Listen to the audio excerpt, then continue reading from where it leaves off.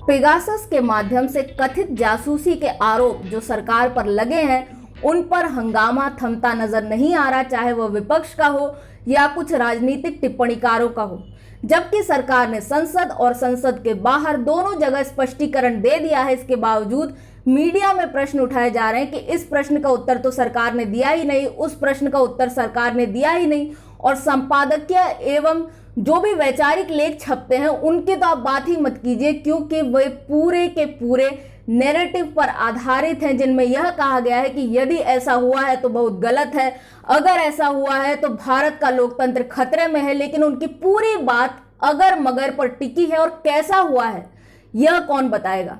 शायद वे भूल जाते हैं कि भारतीय कानून के अनुसार यदि कोई दावा करता है कि उसके किसी अधिकार का हनन हुआ है, जैसा इस मामले में निजता का अधिकार होगा, तो बर्डन ऑफ प्रूफ यानी साक्ष्य प्रस्तुत करने का दायित्व उसके ऊपर आ जाता है। और ऐसे में जो साक्ष्य अभी तक प्रस्तुत किए गए हैं वे वास्तव में साक्ष्य है ही नहीं, वे एक मनगढ़ंत कहानी है। सबसे पहले भारत में रिपोर्ट द वायर के माध्यम से आई, और द वायर की कहानी की पहली ही लाइन में यह लिखा है, पोटेंशियल टारगेट्स ऑफ सर्वेलेंस,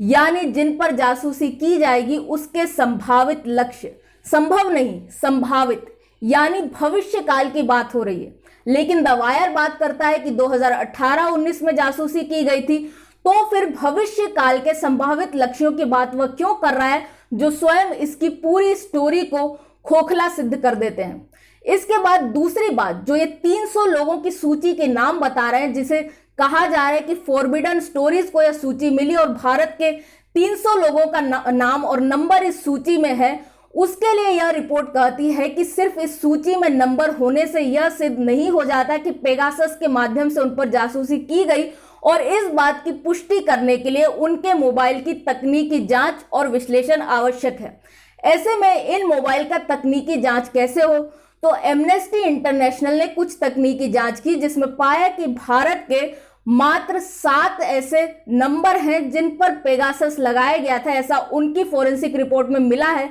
तो यह जो 300 का आंकड़ा है, जिसकी लिस्ट सार्वजनिक भी नहीं की गई है, और मीडिया ने कुछ अपने मन से जो उन्हें नाम अच्छे लगे उनको चुन चुनकर प्रकाशित कर दिया है कि इनका नाम इस सूची में हो, उनका नाम इस सूची में है, लेकिन जो 300 की पूरी सूची है यह उजागर नहीं की गई है। और जो वास्तविकता में जो पेगासस का कहा जा रहा है कि जिन पर लगाया गया, वह मात्र 7 नंबर ऐसे निकले हैं। साथ ही यदि और पुष्टि करनी हो कि इस सूची में जिनके नाम है उनको चेक किया जाए कि उन पर पेगासस लगाया गया था या नहीं, तो बहुत सारे लोग ऐसे हैं जिनके पास 2018-19 में जो मोबाइल था वह मोबाइल अब उनके पास नहीं है, तो वह जांच नहीं हो सकती। और कुछ लोग ऐसे भी हैं जो जांच के लिए अपना मोबाइल नहीं देना चाहते। ऐसे में जो साक्ष्य प्रस्तुत करने वाला पक्ष है वही साक्ष्य प्रस्तुत करने के लिए तैयार नहीं है, और सिर्फ ये 7 नंबर रह जाते हैं जिनकी जांच की जानी चाहिए। पता किया जाना चाहिए कि पेगासस इन पर कैसे और क्यों लगाया गया, किसके द्वारा लगाया गया, और यह जो 300 का आंकड़ा का पूरा हुआ है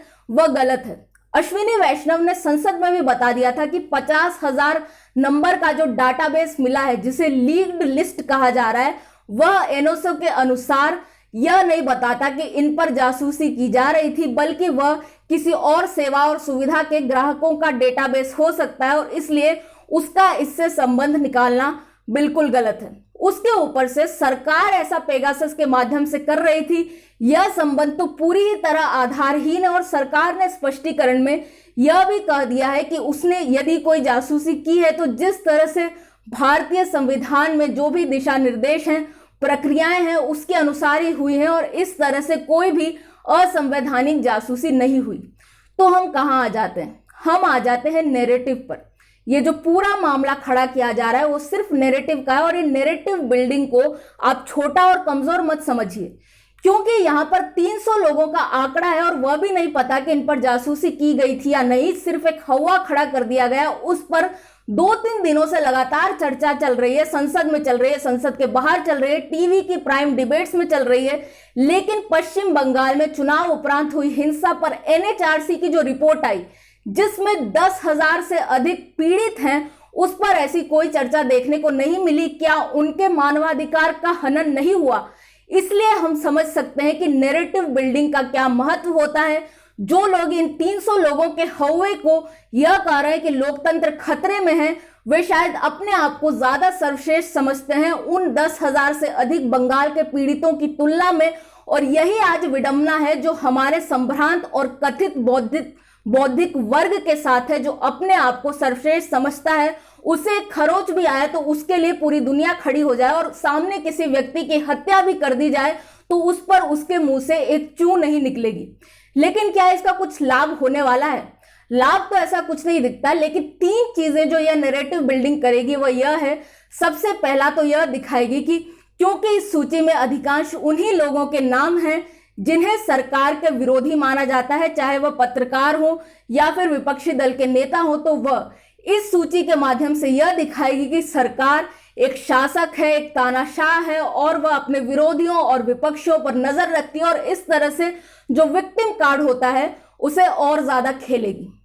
दूसरी चीज जो इस सूची से होगी वह यह कि यह जो पूरा वर्ग है वह यह दिखाएगा कि किस तरह से हिंदू बहुसंख्यावादी और इजराइल, क्योंकि पेगासस इजराइल का सॉफ्टवेयर है, आपस में मिले हुए हैं और ये दोनों लक्ष्य करते हैं अल्पसंख्यकों के ऊपर, क्योंकि इन्होंने फलस्तीन के बारे में भी यही कहा था कि इजराइल फलस्तीन को परेशान कर रहा है, और उसी चीज का उपयोग करके भारत में भी ये करेंगे और यह बताएंगे कि भारत और इजराइल का जो गठबंधन है वह अल्पसंख्यकों को परेशान करने के लिए है। और इसी तरह से तीसरा जो इनका उद्देश्य पूरा होता है वह यह कि जब से नरेंद्र मोदी सरकार सत्ता में आई है तब से सरकारी कार्यवाहियों में इनकी चलती नहीं है, लेकिन इस तरह की रिपोर्ट का हौवा खड़ा करके वे कम से कम हमारी खुफिया और सुरक्षा एजेंसियों पर दबाव बना सकेंगे कि इस तरह की जांच हो कि कौन और कैसे जासूसी करवा रहा था, जिससे उनके अहम की थोड़ी पूर्ति हो सकती है। लेकिन अंततः होगा कुछ नहीं, न इजराइल का इससे कुछ बिगड़ने वाला है,